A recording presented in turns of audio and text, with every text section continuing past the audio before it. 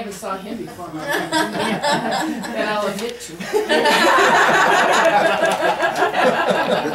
You too? Loretta Metoxen, Division of Land Management. And David Webster. Tracy Williams, the that's language arts. Reggie Doss there. Archivist. Archivist slash Some people don't know that region. pro bowler.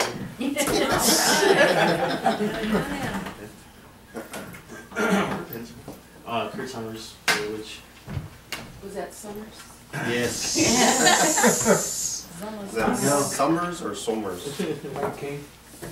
Tina Figueroa, Land Management. Our media specialist. Eliza Skenendor. Billy. Sigali. Yeah, Loretta Metoxen, tribal historian. So, yeah, you can sign papers and go around here. Do any of you know, or what do you know about the Kansas claim? Anybody have any idea? Did you ever push us out there? And then you saw Kansas was not so good? Yeah. Why did they go? I've been there, I know. Why did they go? What really, why would anybody go there? I ask myself that every time I go there. In the middle of the 1800s. Land? Government wanted us out of here. Out of this area. Yeah. They say, keep pushing in there and it's pushing. From the east coast, from the Atlantic Ocean, all the way past the Mississippi. Wasn't Oklahoma and Kansas supposed to be like just specifically Indian territory? Well, the United States designated Oklahoma as Indian nations. That's what there's that song, Way Down Yonder in the Indian Nations. They mean Oklahoma, where it's dry and hot. And so Oneida's land and territory was all the way up into Canada, all the way down to South Carolina, almost to Mississippi, and millions of acres. We say 6 million in New York. It was more like double or triple that size, because there were Oneida villages all along the Ohio River, and that's way beyond New York, along the Allegheny and the Ohio rivers. There were Indian Oneida villages there. So when after the Revolutionary War, and we were pivotal, the Oneidas were pivotal in the Revolutionary War. Our warriors, women and men, fought at the Battle of Oriskany, which is just a short distance from the village. There was the village of Oriska right there, which is Oneida Village, and the other Oneida villages in the area, and the Oneida people died. A lot of them died. That battle was not won, but they were fighting against their own people.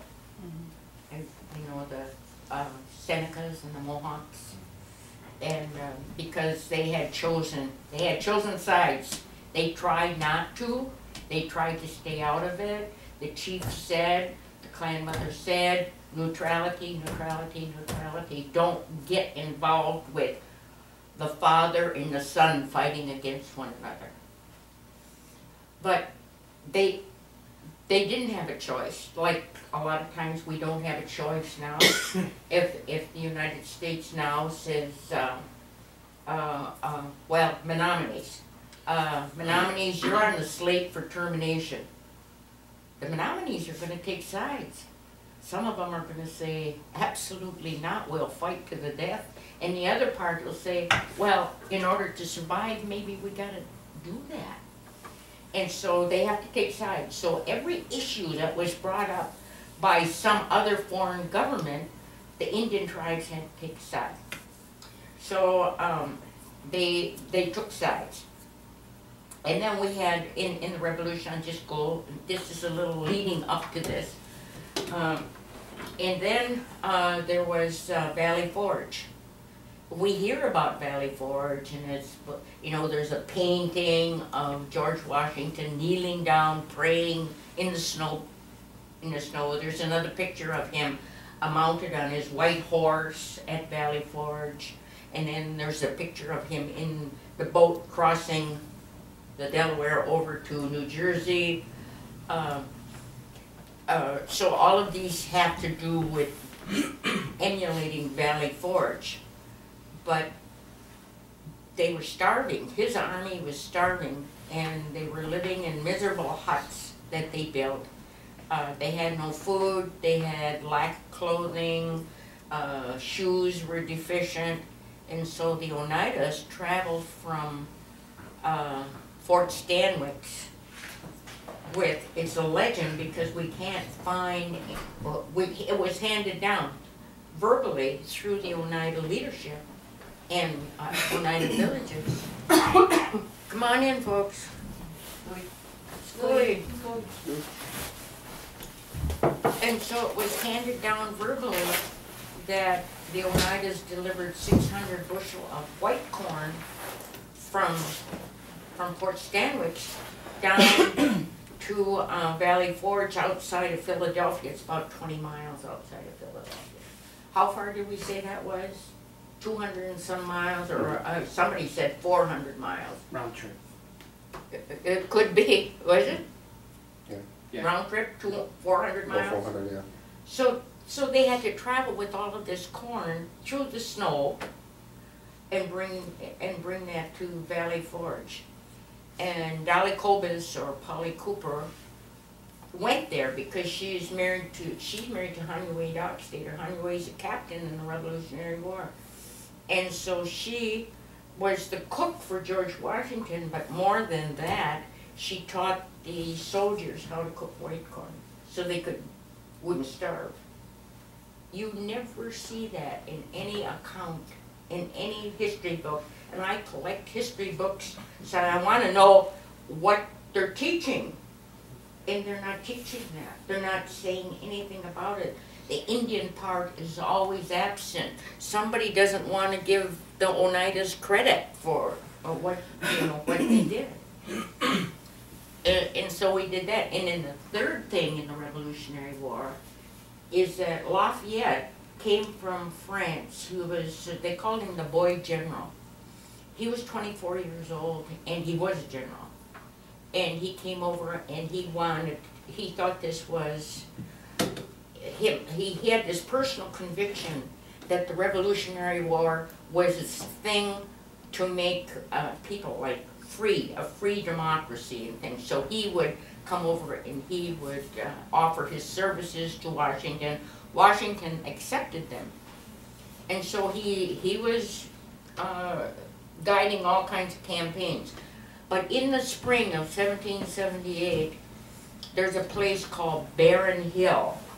And he was going through this pass at Barren Hill, and the Oneida saved him. He was going to be ambushed, killed to the last man, and the Oneida saved the entire campaign for him. Who did they save him from? He what? Who did they save him from? The British. Oh. The British were going to wipe his whole troop out. We're fighting Great Britain. This is the Revolutionary War. So it's the colonies who are fighting. They're having a revolution. They're breaking away from Great Britain and taxation without representation and all the reasons why they're doing that. But the Oneidas are in the middle of it. And it happened at Barren Hill? Barren Hill, B-A-R-R-E-N. Right, Barren Hill. Okay. So the fallout of all of that, after the Revolution, well, let's say during the Revolution, just a couple more things here. Clinton and Sullivan's March, we know about that. It was ordered by George Washington. These generals. Good morning. It was ordered by these generals to march through Iroquois country and destroy everything. Homes and food. He said not to destroy people. You don't have to do that, because if you destroy their food source, they'll collapse. And it was those tribes who joined the British side, and that included the Mohawk under Brant, and some of the Onondagas, the Cayugas, and the Senecas. And Senecas were very prominent in this. And so he started in Seneca country. He started from the western part of Pennsylvania and moved up into something called Queenstown down in Pennsylvania, and then go across the border into New York, Newtown. They're just making a national park out of this Newtown campaign. And the Oneidas were there as scouts for the American Army against Senecas. Some of the United. Yeah. What? Some of the Well, there were a few, but they were prominent people. They were prominent leaders. And they were doing this because, so there's a result of that too. And so they went through, and if you read, there's different accounts, but you can go into history books or you can Google it, or sometime. This is written down because it's on the side of the colonies. And it's that they destroyed hundreds of thousands of bushels of corn and beans and all the other foodstuffs that were stored up, because Iroquois people stored up for years in advance the food. And I would not doubt that some of those stores of food we could still find them. Some of them that were never found. For instance, they were stored in clay pots in the ground, and they were insulated, and so the water wouldn't get in them and all of that kind of stuff. And they destroyed hundreds of thousands of bushels of that. And there's accounts, there are diaries of the soldiers that said they destroyed 1,500 trees, apples and peaches. And that's why I asked the other day about, we celebrate the strawberry and have a ceremony and all of that kind of thing. But we never say anything about those other fruits, apples and peaches. And I was wondering why that was. And it's probably that they're an imported kind of a thing and then adapted. And the Iroquois people planted from one end of New York to the other end with these orchards. So that was, and Sullivan's March went through all of New York. And Clinton started from the east, Sullivan started from the west, and they met. And they wiped out all the Iroquois villages that they could. And then what happened to the Oneidas? The other Iroquois people descended on them in retaliation for them being on the other side. So they burnt out the Oneida village. How do you say that? The place of the skull. Gana Alolu. Yeah, no, Holly. Gana Alolu. It's a place of the Aloha. Yeah. Aloha. It's a place. It's a place of the skull. That was their main village. Well, just east of the Oneida City today, it has there that rock on Highway 5, and that's the area. It was rather large, but that's the area. So the other tribes on the British side burned out all of Oneida, and then the Oneida people were dispersed to the Four Winds, to Schenectady on the east, and to Niagara on the west.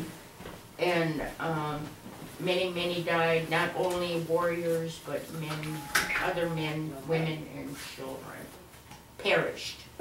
So that's why I said the other day, it's to me, it's just like a miracle that there are descendants from the Oneidas left, because of all this trauma, not just in 1 year or 10 years, but over a long period of time. There's all this trauma. Okay, so the Oneidas did not fare any better. They were on the winning side. Oneidas were on the winning side. But they didn't fare any better than the tribes that were on the losing side. As a matter of fact, they had made out worse. Because the losing side went to Canada and got land all along Grand River and a different place, 3 or 4 different places they got land. And the Oneidas were left with where their original land was. And in 1788 there was an illegal treaty with New York. Well, they never called that an illegal treaty, but Good Peter said that, you know, this is where he said, we have done wrong and we have lost, there's white birds that are saying things, and what they're saying is you have lost your land, you've lost your land. It was in 1788. But Good Peter said, that treaty didn't say we ceded any land to you whatsoever. What we did was lease this land to you, from the St. Lawrence River all the way down to Pennsylvania. And we leased this land to you, but the interpretation of New York is, no, that's not true. You ceded this land forever and retained the reservation right by Oneida Lake, and south and east of Oneida Lake, and that's 270,000 acres. And then, when I say we did not fare any better or probably worse, is immediately after the Treaty of Canandaigua. Treaty of Canandaigua, 1794, and that said in Article 2 that the Oneidas and their friends will be happy in their lands forever. They will retain their land. And they're talking about the 270,000 acres. That was 1794. 1795, by illegal treaty, they took 100,000 acres. That's Chittenango up to Oneida Lake, and then it's like a big L, like a big shoe there, and all the bottom part of that reservation. 100,000 out of 270,000. The very next year. And then there were succeeding illegal treaties, another 25 or so, that took the rest of it. And so the Oneidas and the leadership are having to make this decision. What are we going to do? What, you know? And then the other factor that came in there.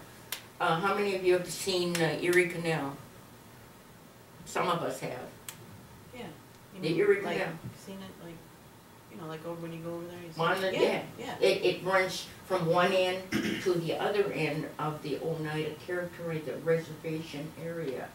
And so that was thought of long before 1817 when they started the digging, and they finished it in 1817 to 1825, and it's called Clinton's Ditch because he was a governor at the time, and it went right straight through our territory.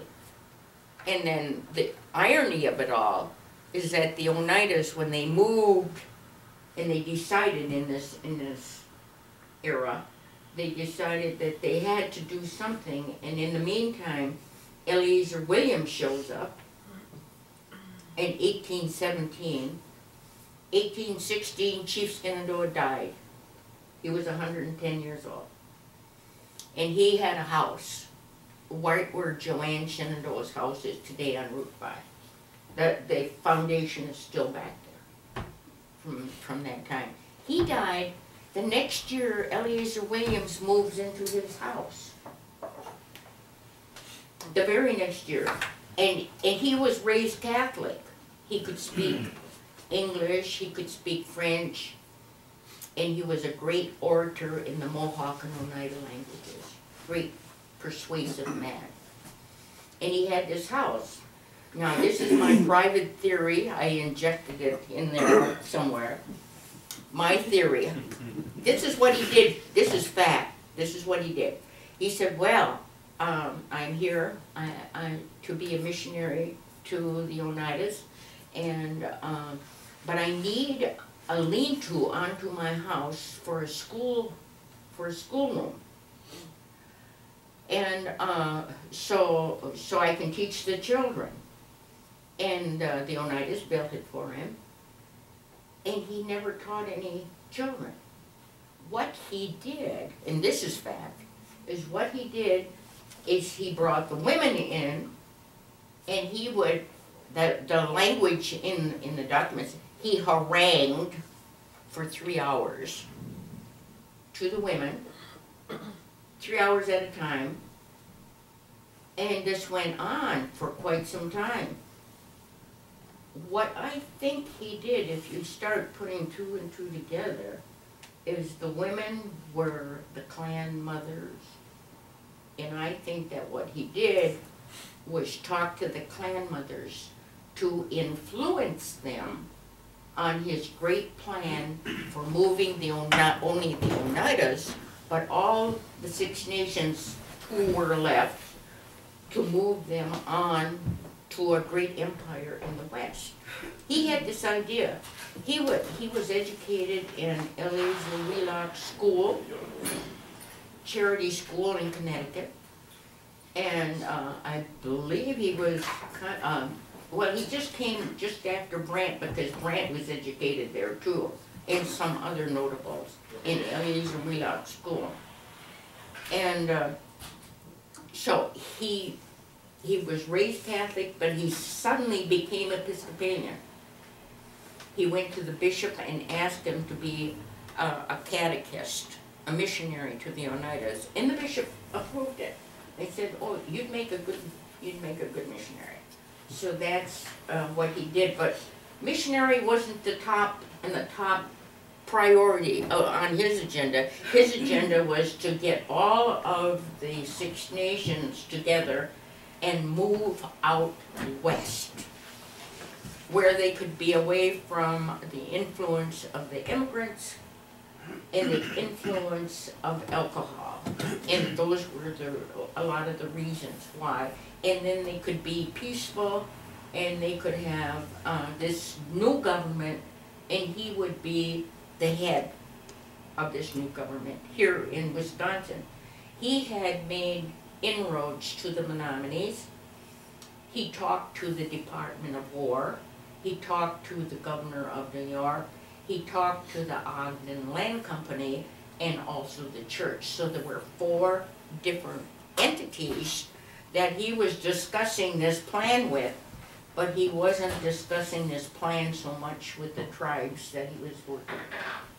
They did not know that, and in fact, I believe the Oneida people did not know that until we started reading papers about 10 to 15 years ago. Eleazar Williams papers that are right here at the archives at the Coffin Library on the 7th floor.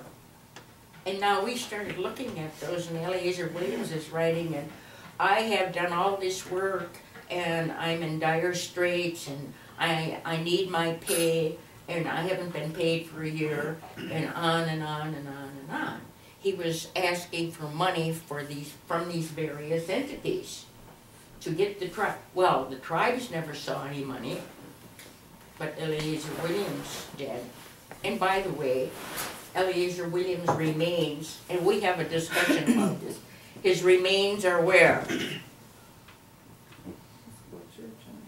They're in the churchyard. They're about 15 feet from the door of the Holy Apostles' Church. That's where they are. Now, we discuss this because I know one of the leaders over, I think he's elected leader, and there's 3 different governments at the Mohawks, Philip Tarville. And Philip Tarville is living in Eleazar Williams' house in Akwesasne right now. So I met him. I met up with him one day, some doings in New York, and I said, we had a discussion, and I started talking about Eleazar Williams. I did not know he was living in his house at the time, and I said, well, we have his headstone and we have his remains over in our churchyard, and he said, well, maybe, because as boys, himself included, they switched headstones over in New York. where he is, right there. Those boys switched those headstones. And he admitted to it. And he said, well, maybe those are Eliezer's remains and maybe they're not. Because our vestry people, there's a whole, we have a program, our vestry people went to New York and exhumed his remains and brought them back here in 1947 and buried him there with the headstone. And if you look at the headstone, it says Eliezer Williams, and up on the top it says 33rd degree Mason. His is 33rd. Take a look. I'll look. Yeah, because 32nd says the highest you can go, but then they say, well, that's the supreme of whatever, and that's what it says on it. So I think we should do a rubbing of that, and just for, yeah. But it's right there. And then, this is, this just amazes me. Oh, about 15, 20 feet from his burial site is Cornelius Hill. Cornelius Hill is, they say, he came back from the Shota House when he was 13, and he was a chief, and he was in charge of paying out the annuities every year. Cornelius Hill. Cornelius Hill also was, he was ordained priest 1903, I think it was, 1903. So here's Cornelius Hill, who fought removal, and here is, and he's only 15 to 20 feet away from Eliezer Williams. And I said, what's up with this story? You know? And I think the whole thing is that we never had any of the information on Eliezer Williams, the real story, until just recently. Nobody knew. The chief didn't know. Except there was one group in Oneida, New York, who were still there, who wrote to the United States of America and said, Eliezer Williams doesn't represent us. He's a fraud and a fake and all this stuff. But they didn't care, the United States, huh? Because he was carrying out their mission, the mission, you know, to get these Indians out of here so we can settle these lands, and we've got the great Erie Canal through the Oneida Territory, and we can use, so there. Oh, that's the preface to this whole thing on Buffalo Creek Treaty and the Kansas Claims. Okay, so we're over here. Our ancestors are over here. My great-grandparents, Harriet and Joseph Skendor, they were born in New York. They came, you know, and all of our ancestors that are here, all of our ancestors came at one time or another. They didn't come all in one big group. They came in family groupings. And as they were losing their land by these illegal treaties, so that family that lived on that parcel probably would move either to Canada, because Moses Schuyler led a whole group up to Canada in 1840, and but they came in groupings, and there were some who came after the boundaries of this reservation were set. So we're here in Wisconsin. And then in 1838, that's the year that our boundaries were set here, was the year also of the Buffalo Creek Treaty. I believe the Buffalo Creek Treaty was in January, and the Oneida Treaty was in February. February 8th was the Oneida Treaty setting the boundaries, but oh, yeah, cool. Yeah.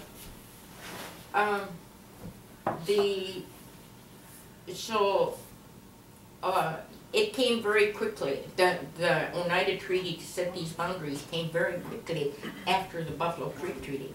Now, the Buffalo Creek Treaty was a massive fraud by the United States, and of course complicit with the state of New York, to say all you tribal folks are gonna remove from New York. All of the Iroquois people that are left and all of their friends are gonna be removed to Kansas. The Indian Removal Act was what year? Anybody know that?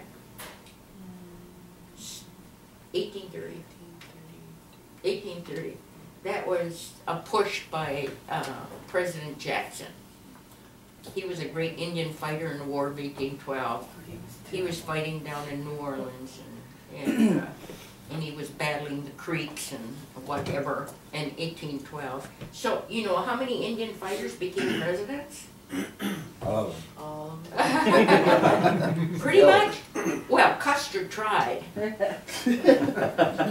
That was his goal, you know, to get to be president. So he was going to have this great battle on the plains, and he was going to be president. Well, Jackson did. He succeeded in that. And when he got to be president, he said, you know, you got to move these Indians west. So he championed the Indian Removal Act, and it was passed in 1830. Well, we were already started to move before that, before the Indian Removal Act. But the Treaty of Buffalo Creek came after the Indian Removal Act.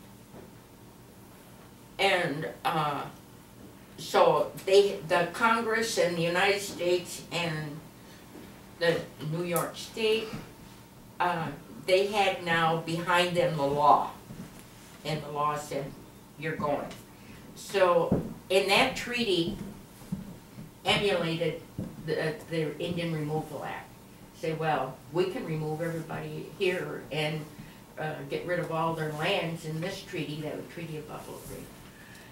And all these people have to go, all of you Iroquois people in New York, your friends, and all of you Iroquois people who had gone to Wisconsin, and your friends, which would mean the Brotherton and the Stockbridge as well. We have set aside in the Indian nations and the Indian territory 1.8 million acres of land. And you can all move down there. What happened is, very few of them went. Some Cayugas and Senecas went from New York. So you have in Oklahoma today a Seneca-Cayuga nation down there in the northeast corner. Some of the Oneidas went, very few, from Wisconsin, and some of them went down, and they were almost like an agent, because a couple of them led parties down to Kansas territory, and then they came back to Wisconsin, or they traveled over to New York, and they went with some more people, brought some more people down there, all but had to be by wagon and walking, and down there. But you don't see an Oneida reservation down in Oklahoma. That's because the Oneidas were absorbed with that Cayuga-Seneca group and the Wyandots in that northwest corner. So there are Oneidas and Oneida descendants down there, but they are not, they've been part of the other tribes now. They've been absorbed by part of the other tribes. So, it was a failure. The whole thing was a failure. Some, very few went, and a lot of them that went came back, very disenchanted with it. It's Oklahoma territory is not like New York or not like Wisconsin. I don't think, you know, they couldn't grow their corn crops and things like that that they were familiar with, that is their culture, and they had to do different things. There's not much wood down there to build houses with. All of those kinds of things they had to contend with. And so many of them came back. And so in the Buffalo Creek Treaty was a sham and a scam and a fraud. And then the Oneidas said, you know, they took a position, the leadership, that we're not going. I guess it's like, hell no, we won't go.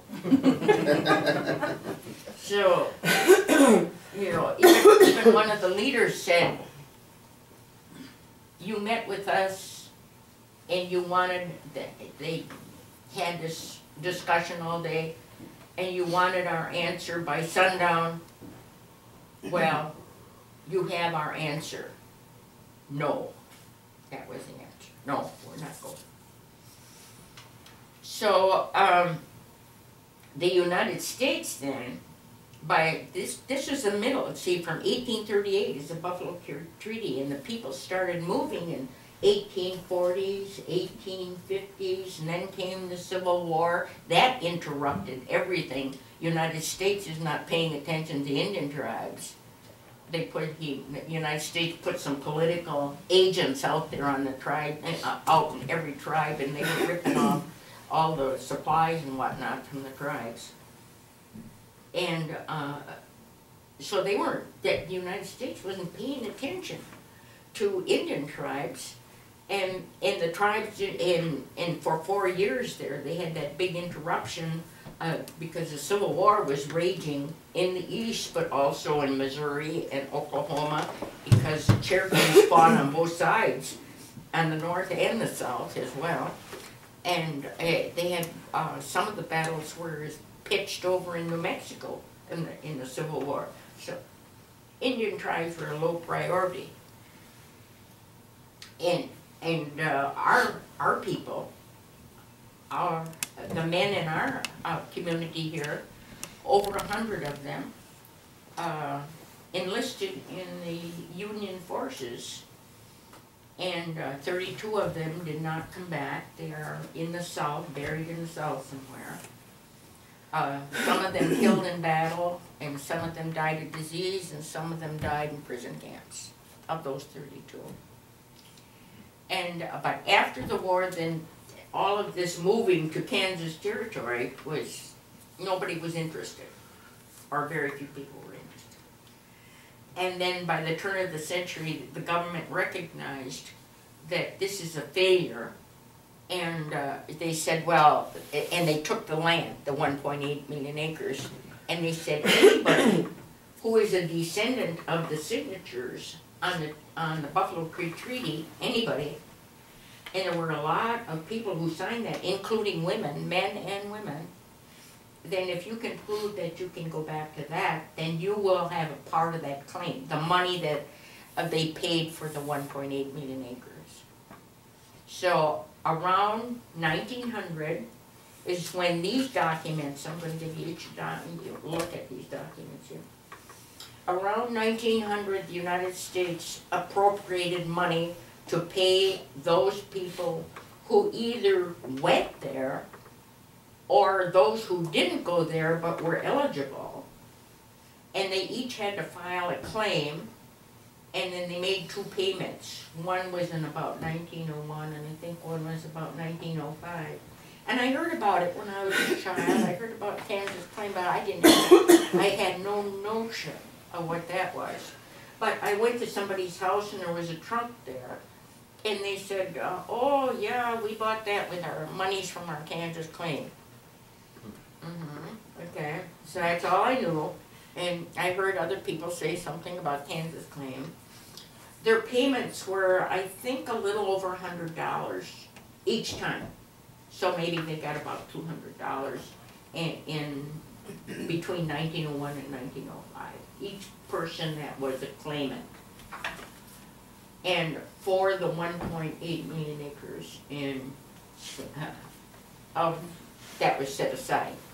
Oneidas were not the only ones who participated. There were the Senecas, Cayugas, and anybody that had gone there or wanted to prove that they were descendants of signatures on the Buffalo Creek Treaty. Now, what I say about land is that in New York, they say 6 million acres. But that's within the boundaries of the United States, and the boundaries were set in 1789.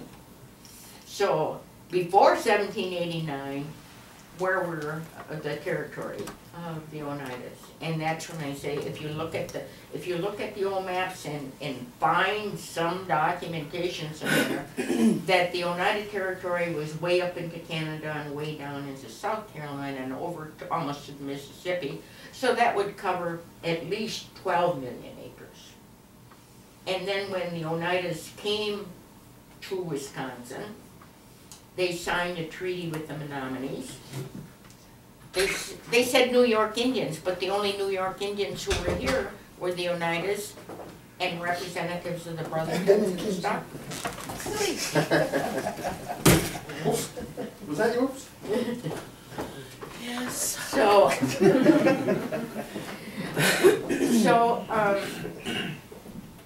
they signed a treaty with the Menominees in the Menominee territory, and we do have those maps that extended all the way from Milwaukee on the east side of the Maniloki River, east side of Lake Winnebago, and around Lake Winnebago, and on up over to Wausau, and then about straight north, up into Michigan, upper Michigan territory, and over to Badenoch, and that whole area covers 8 million acres of land. And the Oneidas and the Brotherton, I don't know, I haven't seen about the Stockbridge, but the Oneidas and Brotherton threw in money to pay for that. and it's called the usufructuary rights, the use of the land as the Menominees used it. And they signed the treaty in 1822, Menominees and these New York Indians. Was that Chippewa land then? No, just Menominee. Menominees are the only indigenous group to Wisconsin. And the Chippewas were west of that, at west, but they had a large chunk also of, I think, altogether Upper Michigan and Wisconsin and Minnesota was like, the Chippewas had 26 million acres. But we had, with the Menominees, 8 million acres of land. And you know, in that purple book that we put out for, with the new business committee and everything, and it has some writing and stuff, I read that thing that says 5 million acres. I cross it off, I put in red 8 million acres. I send it over to the people, and the next time I look at it, it says 5 million acres. I said, you know what? If this case goes to court on hunting and fishing rights, the court is going to say, you said 5 million acres. Why don't you put down 8 million acres? You know, that's it. Well, we got paid, didn't we, for that land. September 27, 1967. President Johnson signed into law the New York immigrant claim. Immigrants, yeah. And if you were living before that time, if you were born before that time, you participated in that claim. The elders at first got paid off. The oldest people got paid $176 and some cents. And then that money was invested. And so over time, you got the next group of people, and they got a little more money because it was 176 plus interest, and then the next group, and the next group, until everybody got a part of that New York immigrant claim if they were born before the date the president signed the bill, and enrolled before the next December in 1968, December 31st. If they were, so you participated in that. I did, and everybody who was born before that date did. We got paid for 3.9 million acres. And why? 3.9 something, something, something acres. 3.9 is half of 8 million. The other half, oh, here we go, with our map.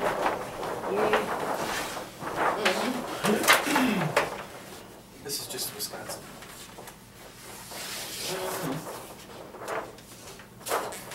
Green part, including the other parts in there, are the 8 million acres. And then I pulled our reservation out here and then put the Oneida names on the places. So, what I'm saying here, 12 million acres in the New York area or east of the Mississippi, 8 million here, that's 20 million. 1.8 million down in Oklahoma is like another 2 million, so that's 22 million acres. We went from that to 200 acres in 1929. From that 22 million to 200 acres. If we had 22 million acres, just think of it, if. So,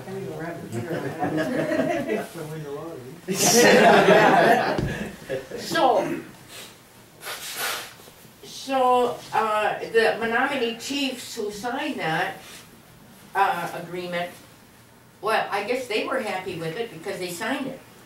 But the Menominee people were not satisfied with it. And the people who lived in Green Bay were descendants of the French fur traders, many of them married Menominee Indian ladies. And those were the people who were agitating. They said, you chiefs didn't have any authority to sign this. It was a whole big harangue, political harangue. And so the United States sent in, I call him a hitman. It was Colonel Stombaugh. And his job was to do one thing, is to make peace in the Menominee Nation there in the Green Bay area and settle this land deal with the New York Indians.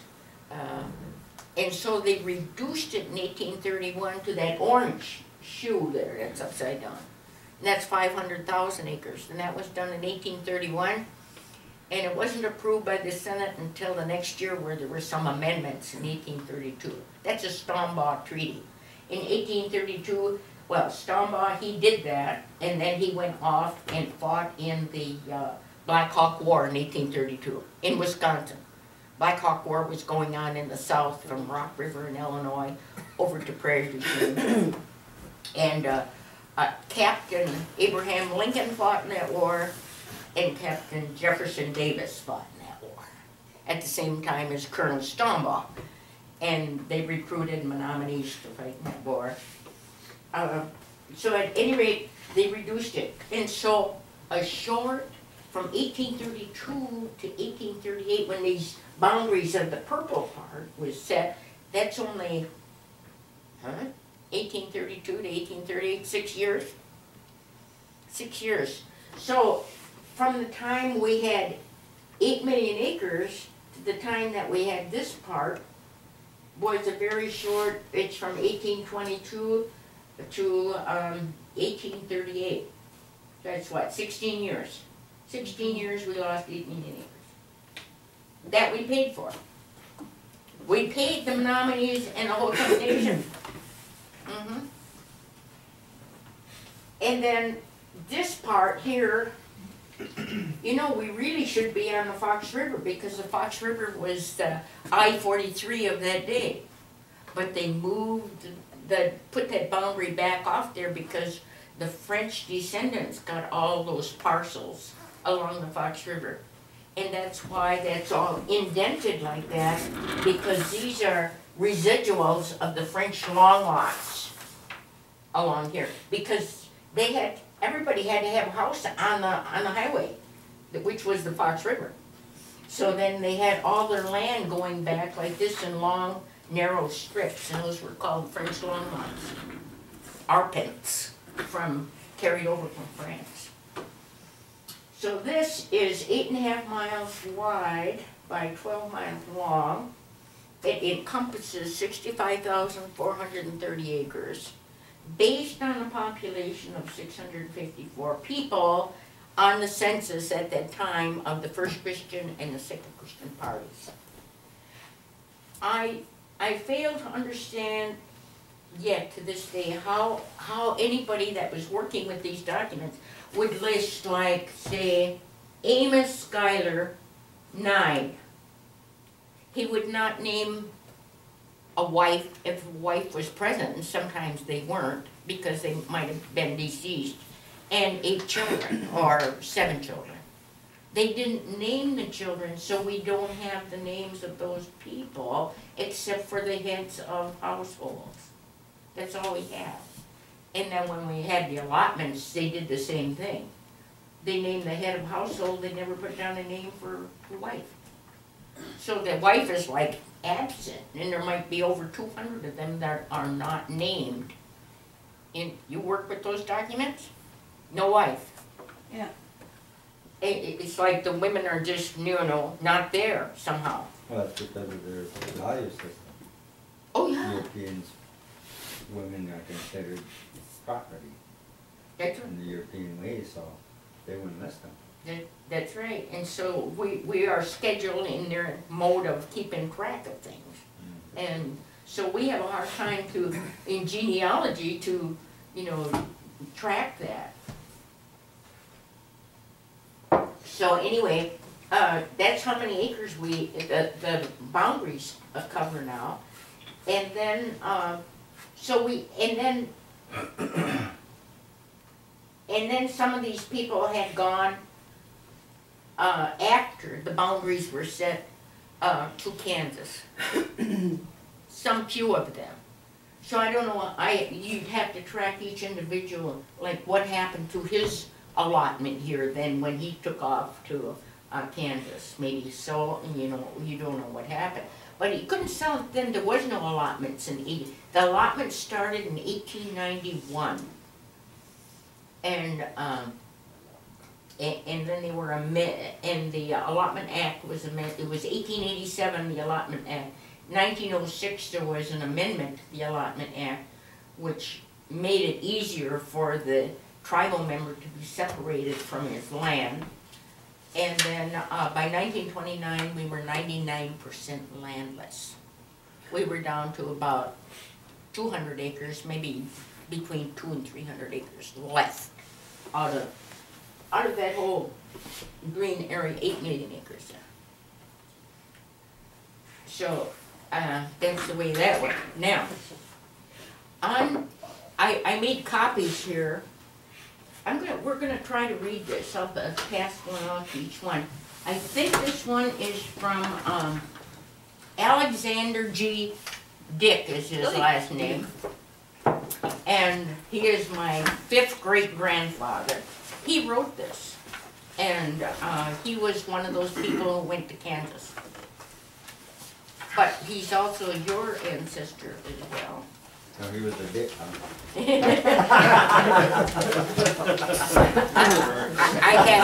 I did not do these documents, so.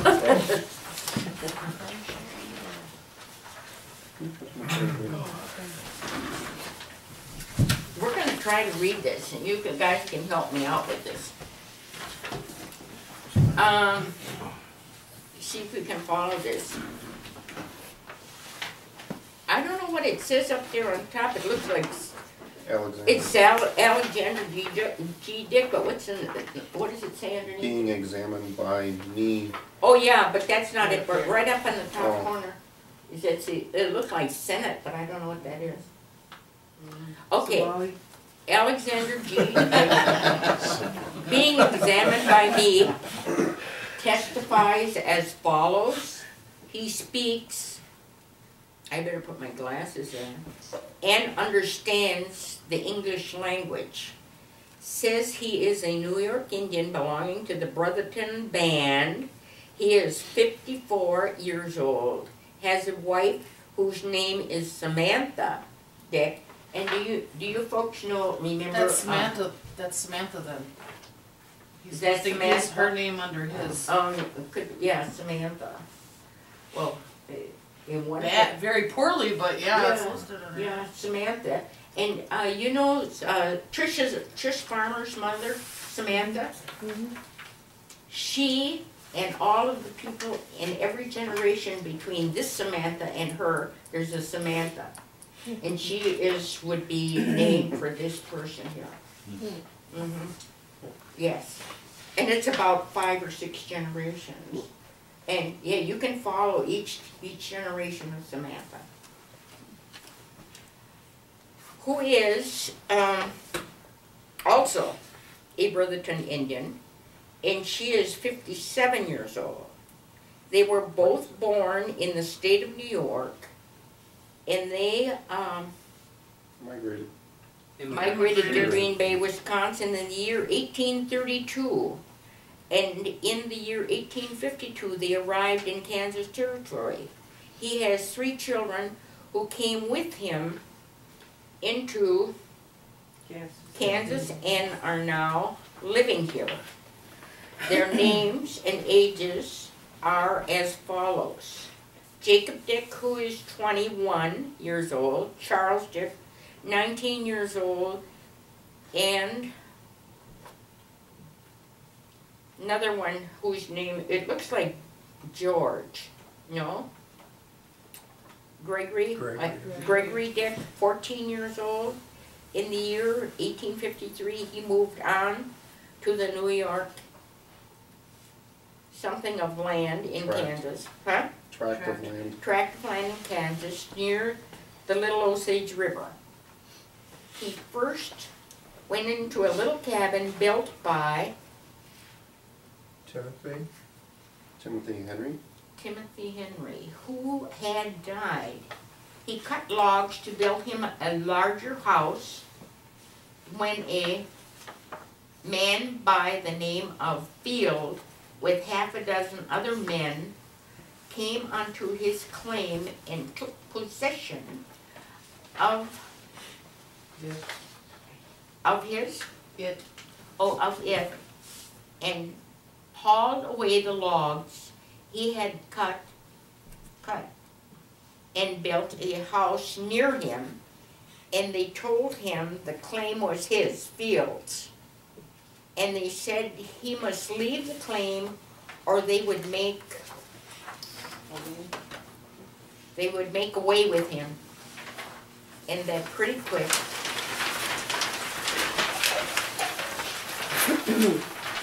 Oh, it's upside down.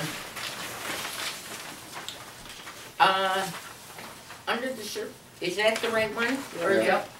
Under the circumstances and threats. It looks like threats. Mm-hmm. With his family. He with his family left the claims, and it is still occupied by white families. When Field just came into the country, he came in a covered wagon with his men and family, camped and took possession of the claim and drove him off. Field remained there till 1850 something, and then sold out and left for Texas. And this is signed by Alexander Dick, who went there under the Treaty of Buffalo Creek. And this is one story. And we've got a whole file drawer full of these testimonials like this. I picked this one out because it was my great-grandfather. But there's a whole drawer full of sad stories like that of the people who went there and were driven off by in the United States was to have forts over there to protect the Indian people who removed there too, and nobody was ever protected, and so they got driven off. They went there. I mean, can you imagine how hard that is to go down there in a covered wagon with your family? And these were older, like the 20s and 14s were the young men. They left some back here. Their sister, Harriet, was my great-grandmother. And she didn't go because she's married to Joseph Skenador here and lived here, down in the area of, what did they call that?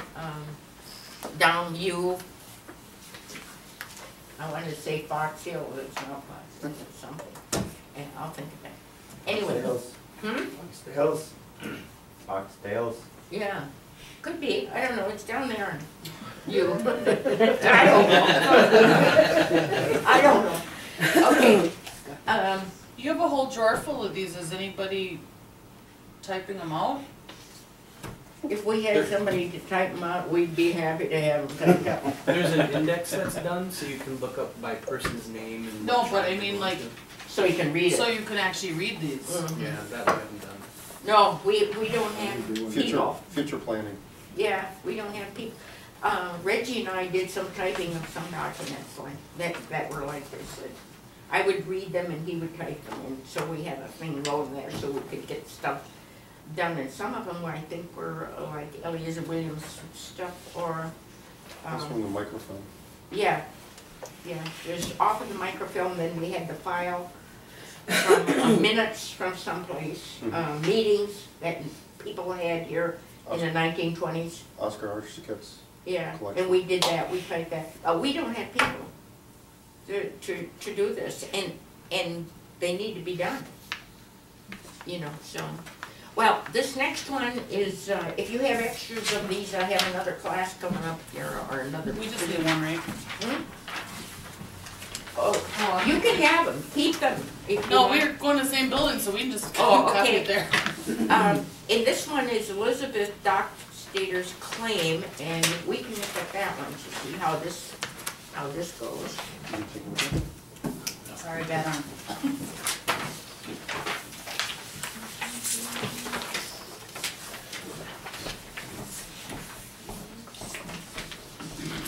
Each one of the people who had a claim had to, they filed a testimonial especially if they went there. But if they didn't go there, they all had to fill out this, it's like a form for probate. Because it has all their ancestors, and they had to prove their ancestors back to the Treaty of Buffalo Creek. And then their descendants of who. So these are really prime documents for genealogy. And nobody has gone through this.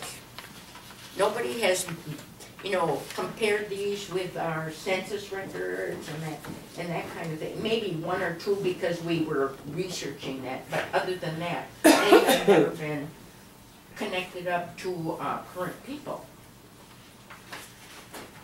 Reggie, you probably did yours, huh, on this. See, he's working on his own family, so Dockstader family back to Honeyway Dockstader in Revolutionary War. Okay, let's look at this. I hereby make application for such share as may be due me of the fund appropriated by the Act of Congress approved February 9, 1900, to pay the judgment of the Court of Claims in favor of the New York Indians rendered November 23rd, 1893 for land set apart for them in Kansas under the terms of Article 2, the Treaty of Buffalo Creek, New York, January 15, 1838. The evidence of identity is herewith subjoined. And here's Rudy Ottery genealogy. Rudy Ottery is a Brotherton Indian, and he did an update on the Brotherton genealogy. And by the way, almost all of us are descendants of Brothertons as well. People don't want to say that sometimes, but we are. And just, hundreds, if not thousands, of people in this tribe are descendants of Brothertons as well. Here's Elizabeth Dockstader, residence Oneida, town. It says town or post office, mission. That means the Holy Apostles' mission.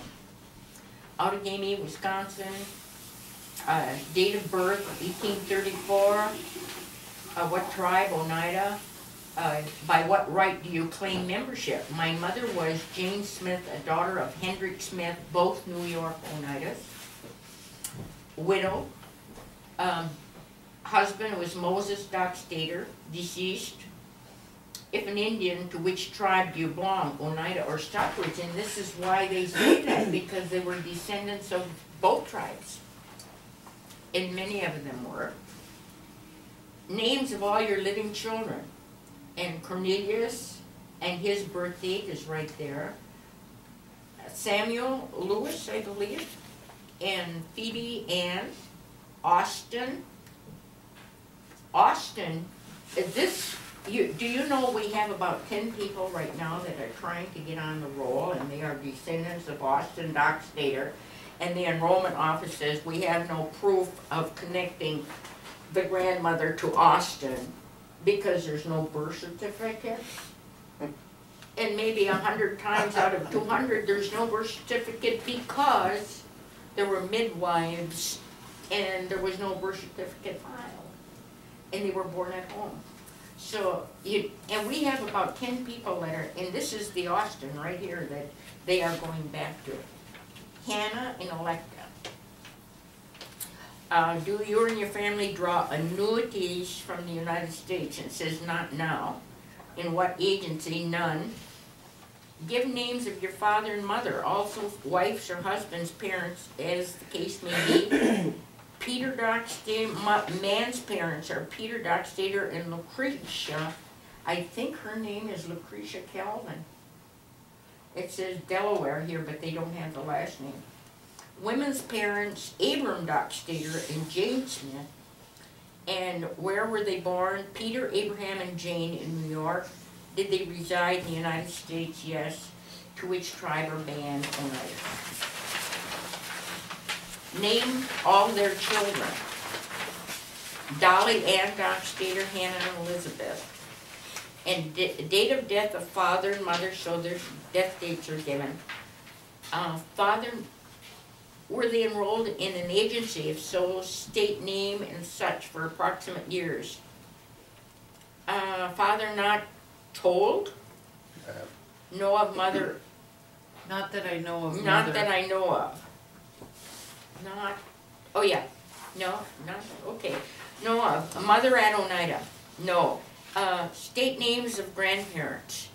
And so their band, or father's, mother's side if possible. Father should be Henrik Smith, Lottie, Peter Dockstader, Dolly, Kunkapop. That is a Stockbridge name. A mother's parents, she doesn't have that. Where did they reside? New York and Wisconsin. Give names of their children. Abraham, Phoebe, Jemima. That's the father's family, and mother's would be, that might be all fathers. Mother's family, Smith. This is all fathers. Polly, Moses, Sally, Peter, Kate, William, Nancy, Henry, and Jane. And then they have Lucy over here, question mark. Have you ever applied for enrollment for annuities? Land or benefits? No. Did your grandparents, parents, or yourself ever possess land in Kansas given by the United States? Husband Moses had claim in Kansas and was driven out. Cannot give any others to expedite identification. Give full name of the paternal and maternal ancestors back to 1838. So now that's about 75 years later, and they're asking for this information. And she says, I cannot give any others. So,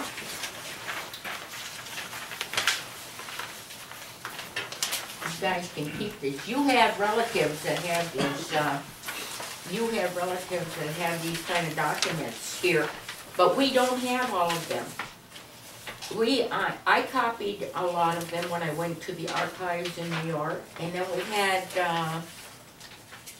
what is his name? Wheelock, who worked on the papers for the summer. He lives in Virginia, and he's related to all the Wheelocks here.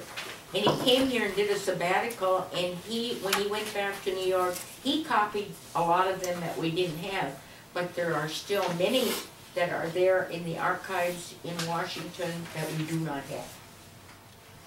So, okay. And here's all of the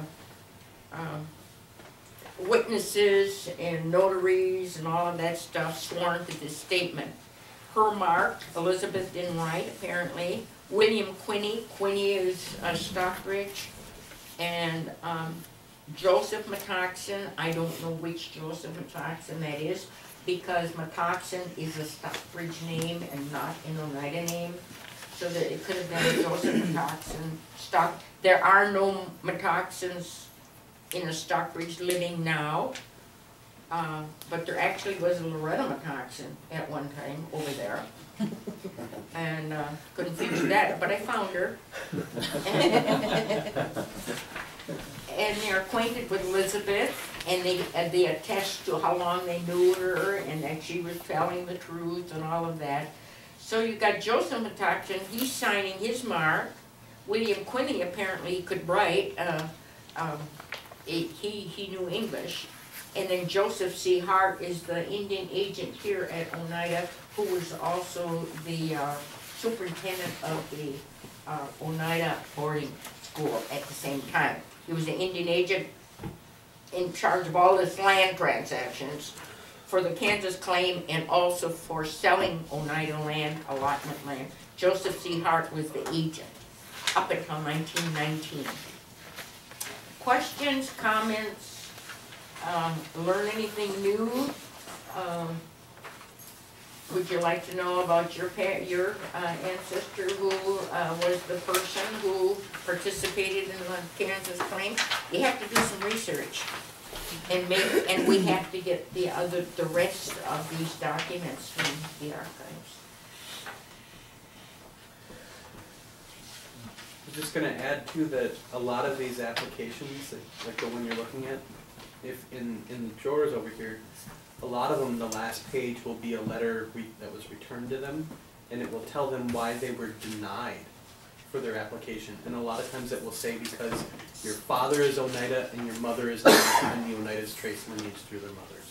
Yes, it says that over and over and over. And that was more of a cop-out to get them to not be able to have, U.S. wouldn't have to pay them money then. Actually, the Oneidas here were not tracing through the mother, but the United States used that as a reason for denying. And they said that. This is what it looks like. It's a cover. And then these documents were folded inside of this document like that. And then this was on the outside to tell you whose it was. And that's what the original is like. So when you go there to copy it, you have to unfold all of these fragile documents and copy them, because the United States has not put a lot of Indian documents on microfiche or microfilm. They did put the letters from the Indian agents to and from, but documents like this are not on any other media, so that we have to look at find the originals and copy them. So when we go, we have to have a list of all the documents we have, so we don't copy them again, and then copy the ones that we don't have. So we don't have a complete set of Oneida these forms, these claim forms. Is anything I said surprising to you, or? Yeah, that we're part Brotherton. And Stockbridge. Everything you said was Well, new to me. Is that right? Yeah, we are Brotherton and Stockbridge, and that's one of the reasons why we helped the Brotherton with the purchase of their papers, to save them, because those are really part of ours too. And Reggie's in charge of them. They're all over there in Cottage 2. And I think you're working on a database on that, right? Yeah. How can we have people listed as full-blood Oneida then if we're all part Stockbridge or Brotherton? There's nobody full-blood Oneida. Nobody. And I tell you why. There is a determination at point in time that everybody is full-blood Oneida.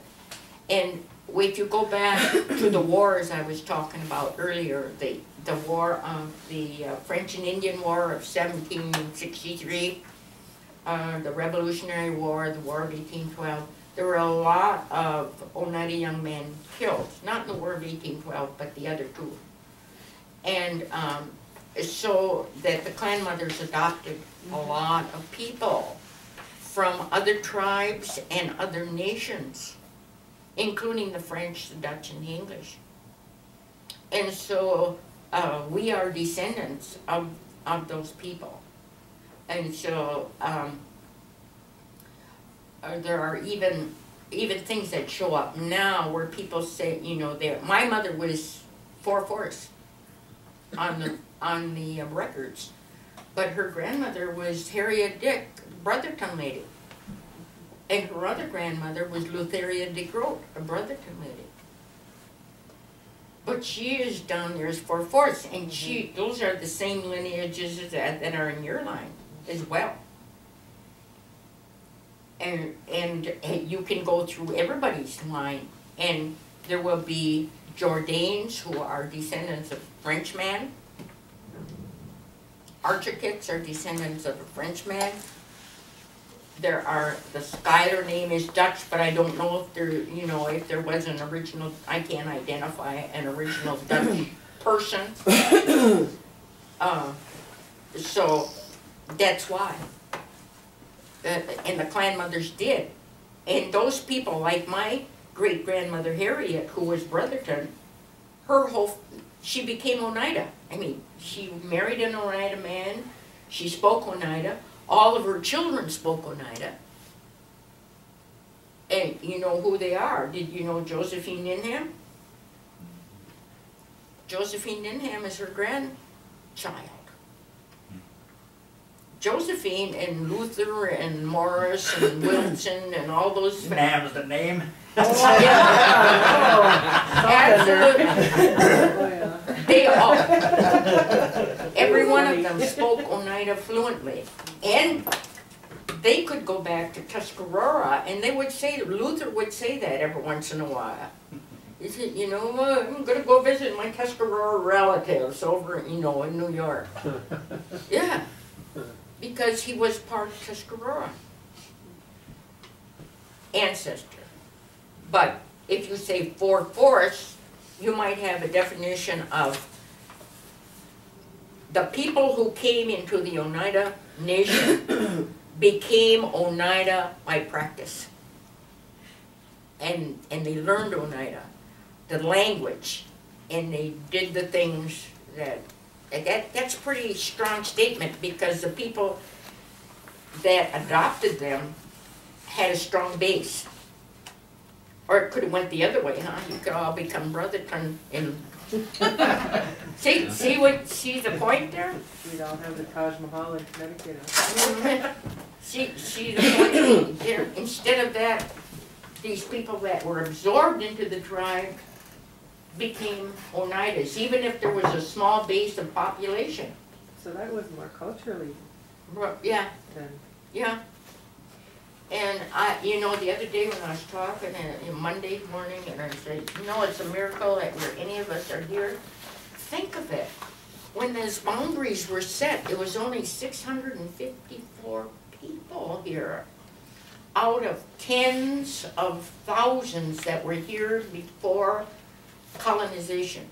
Tens of thousands. And they know that because of archaeology and the villages and all of that. How many people were in Iroquois territory? They know that. And the first wave of smallpox took out half of them, 50%. And like 20 years later, another 50% of what was left was taken out. And so forth, down the line. And then who was left in the villages went with the Revolutionary War. And then there was a lot of mortality.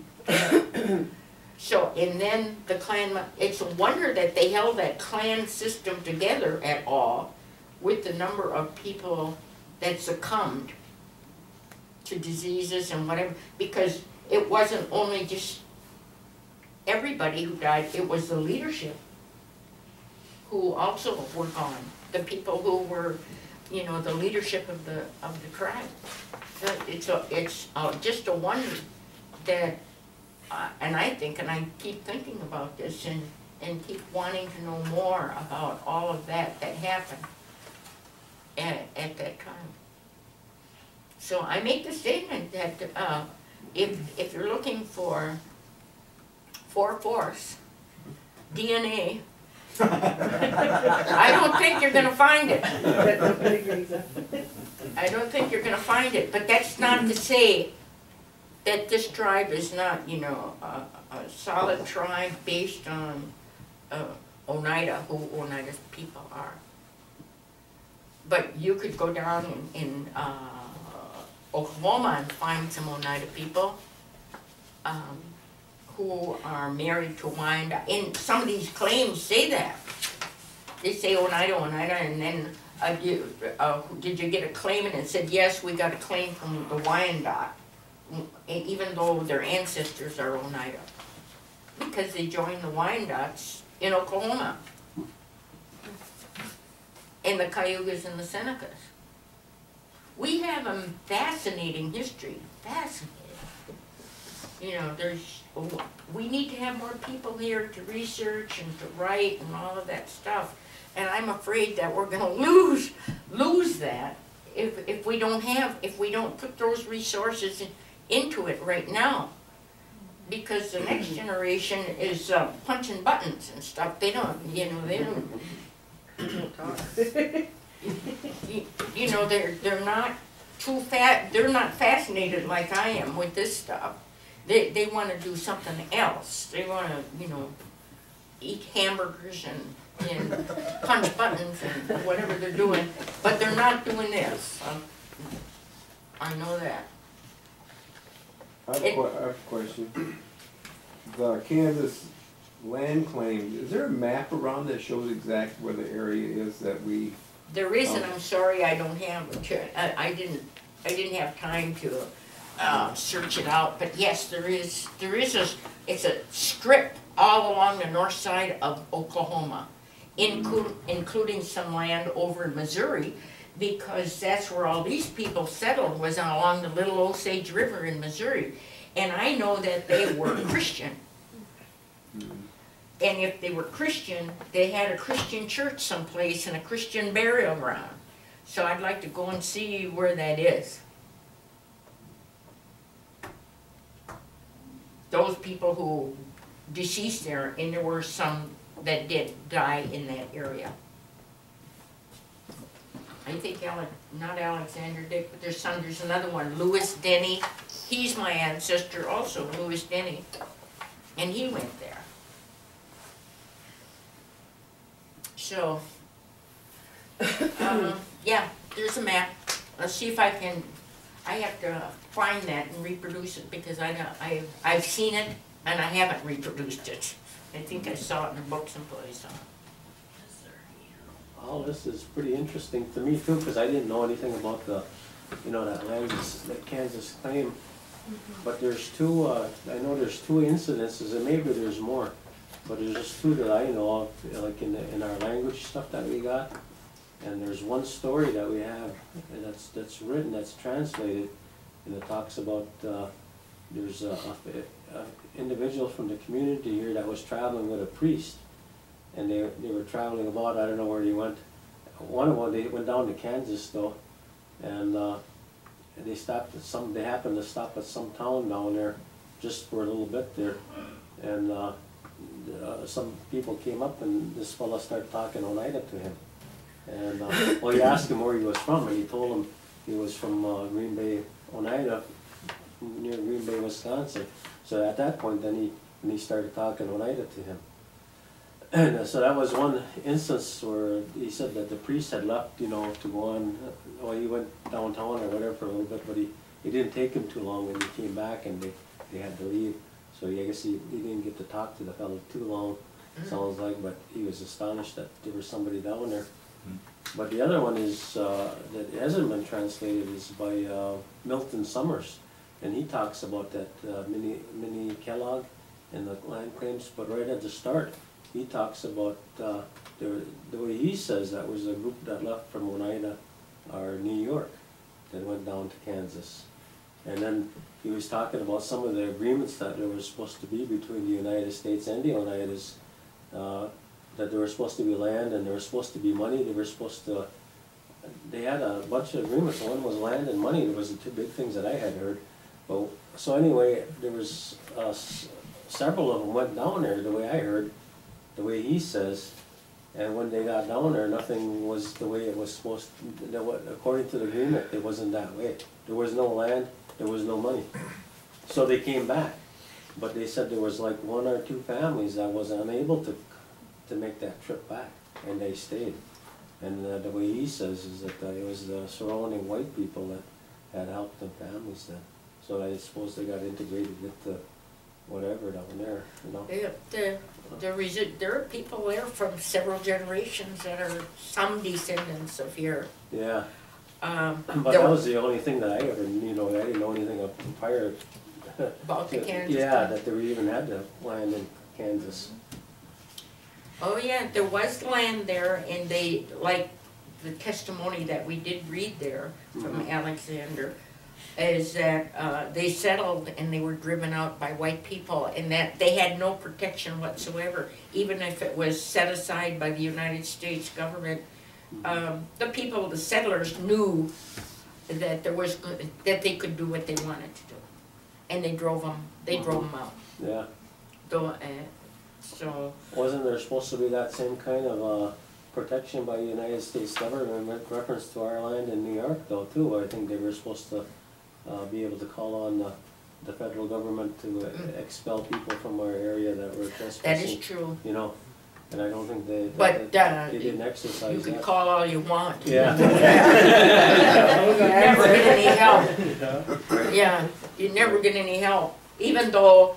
Well, that's part of the treaty, so that the chiefs, the leaders would say, well, the government is writing this down, so that surely they will carry out what they say. But no, that was time after time. It was a false promise. Right. So I didn't want to give you, you know, a downhill story here, but you got to have, you know, spring is coming. You got to have something that's uplifting. But I think the more of us that know about this, the more we will appreciate what we're doing now, reacquiring land and all those kinds of things.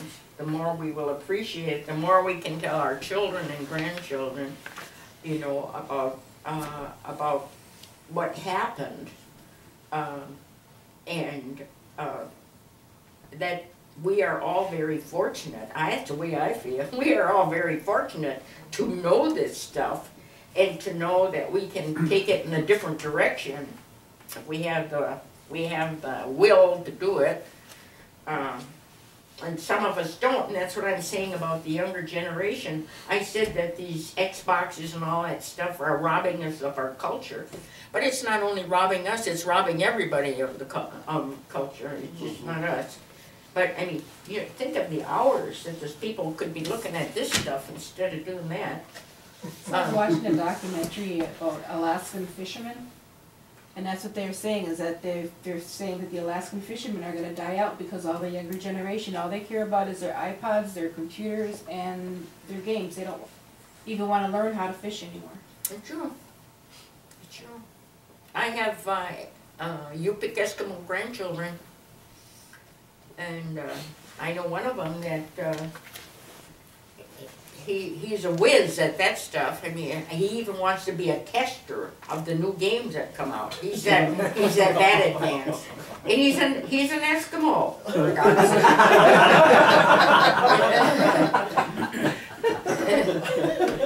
I read an article not too long ago about HIV, the virus that's in AIDS, and scientists have been trying to crack the code of this protein molecule that's in that virus for decades. And so they took it to a bunch of video gaming people, and they solved it within like 2 or 3 weeks. Good. Good for something. I'm not surprised that that's in there. Well, I've got another presentation coming up here. What time is it? I'm going on 11. 10:30. 10:30, yeah. Can't see, can't hear, I don't know. I can talk. Somebody else, that's somebody else say, that's the way it happens when you get older. Yeah, well, thank you all for your kind attention. If you want to know more, there's a lot more to this story. But I have one more presentation today on this particular part.